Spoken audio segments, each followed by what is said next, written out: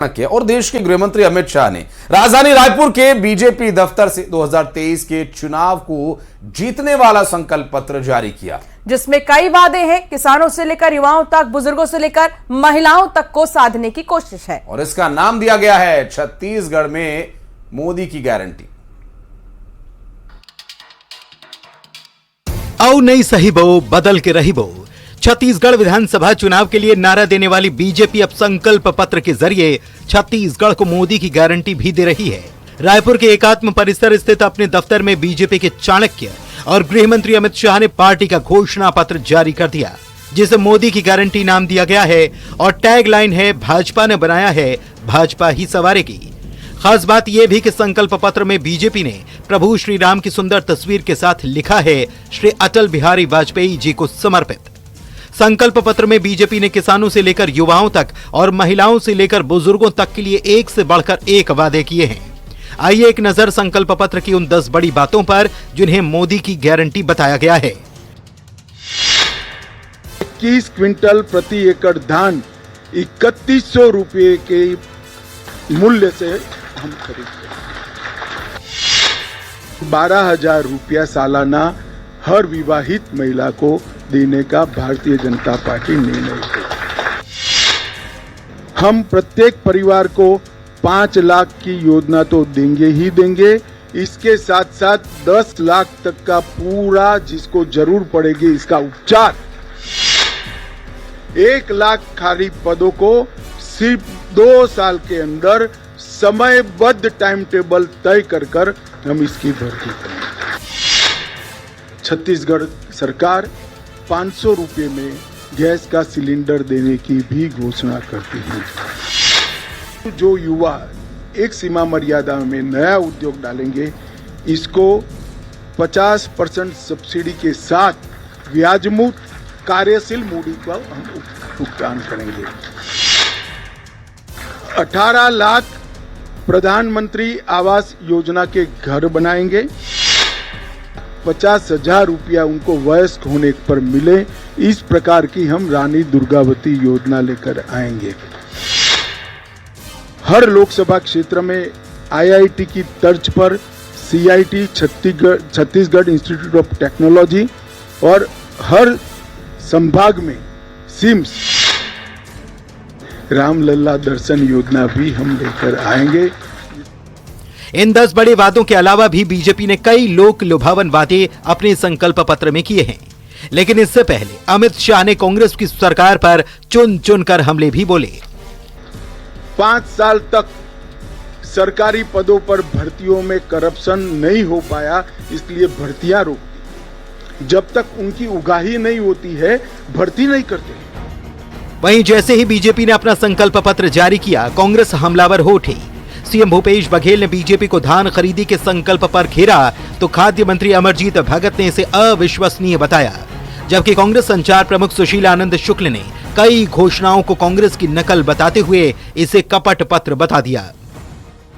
समर्थन मूल्य से 1 रुपये ज्यादा नहीं देने की बात उन्होंने कही। वो जो आदेश है क्या निरस्त करती भारतीय जनता पार्टी सरकार ने?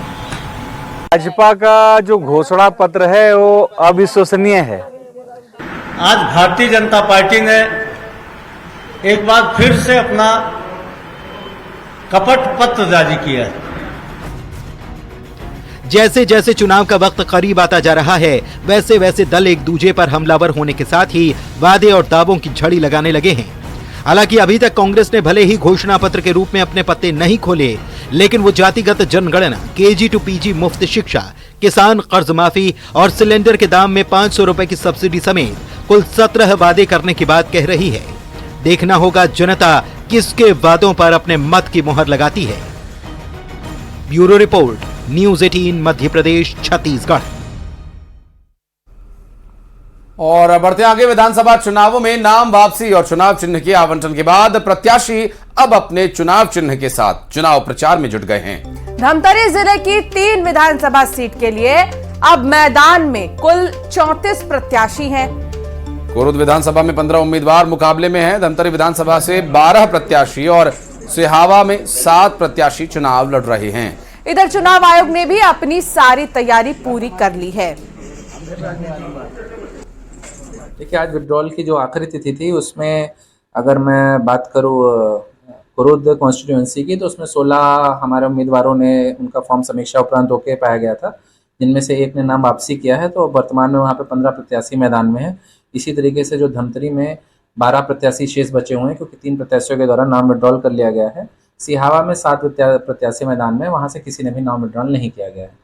तो नाम विड्रॉल की प्रक्रिया पूरी होने के पश्चात जो संबंधित हमारे प्रत्याशी शेष थे उनको सिंबल अलॉटमेंट कर दिए गए हैं। उसके पश्चात फॉर्म 7 तैयारी कर लिया गया है, जिसके पश्चात अभी जो हमारा प्रत्याशी सूची है उसको बनाकर जो सिंबल अलॉट किए गए हैं यहाँ से फाइनल करके सीओ ऑफिस भेजा जाएगा और उसके अप्रूवल होने के बाद मतपत्र छपाने की कार्रवाई की जाएगी। तो लोकतंत्र के महापर्व यानी चुनाव को सफल बनाने के लिए चुनाव आयोग जी जान से जुटा है। जगदलपुर में मतदान दल दिव्यांग मतदाताओं सहित 80 साल से ज्यादा उम्र के बुजुर्ग मतदाताओं के घर पहुंचा, जहां मतदाताओं ने डाक मतपत्र के जरिए घर बैठे अपने मताधिकार का प्रयोग। ये दिव्यांग और बुजुर्ग मतदाता प्रेरणा है, कहा। दरअसल जो इस उम्र में भी अपनी वोटिंग के अपने अधिकार के प्रयोग कर रहे हैं और एक नागरिक के तौर पर अपना कर्तव्य भी निभा रहे हैं। जिले में 10 विशेष मतदान दल का गठन किया गया। अब तक 200 से ज्यादा दिव्यांग और बुजुर्ग मतदाताओं ने मतदान किया है।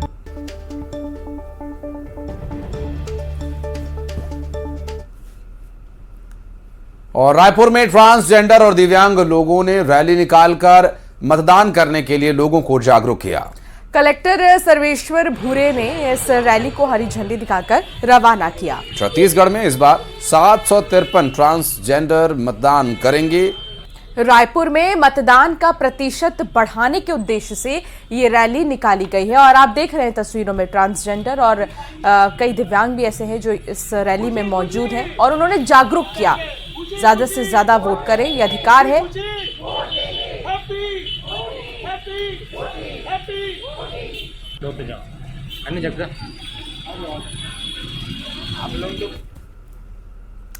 तो विधानसभा चुनाव होने में अब कुछ ही दिनों का समय बचा है। ऐसे में सरगुजा संभाग के कई इलाकों में मतदान के समय हाथियों का आतंक परेशानी खड़ी कर सकता है, लेकिन प्रशासन ने इसकी पूरी तैयारी कर ली है। वन विभाग मुस्तैदी से तैनात है और हाथियों को खदेड़ने की कोशिश के लिए जो भी आवश्यक, जो भी संभव इंतजाम है वहां पर किए जा रहे हैं।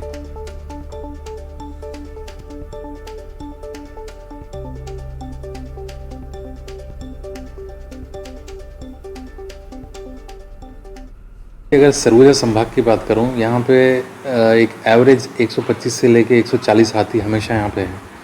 और जो मेन हॉटस्पॉट्स हैं हाथी के पॉइंट से देखेंगे तो जशपुर सबसे बड़ा ये एरिया है जहाँ पे ज़्यादा हाथी हैं। उसके बाद आपके सरगुजा ज़िले के सीतापुर मैनपाट वाला एरिया है, प्लस सूरजपुर ज़िले का प्रतापपुर वाला एरिया, यहाँ सबसे अधिक हाथी हैं। आपको पता है आसपास के ज़िले से, चाहे वो रायगढ़ का बॉर्डर हो चाहे वो कोरबा का बॉर्डर है, वहाँ से हाथियों का दल आता है। लेकिन पूरी टीम जो है वन विभाग की टीम इसमें मुस्तैद है। और जहाँ तक मतदान में प्रभाव डालने की बात है, हाँ डर की बात तो है, डर है, लेकिन इससे मतदान प्रभावित होगा ऐसा मैं नहीं सोचता हूँ। हमारी पूरी जिला प्रशासन, वन प्रशासन की टीम जो लगी हुई है और लोगों में जो कॉन्फिडेंस बिल्डिंग मेजर है वो लगातार किया जा रहा है। और यहाँ रुकना एक छोटे से ब्रेक के लिए।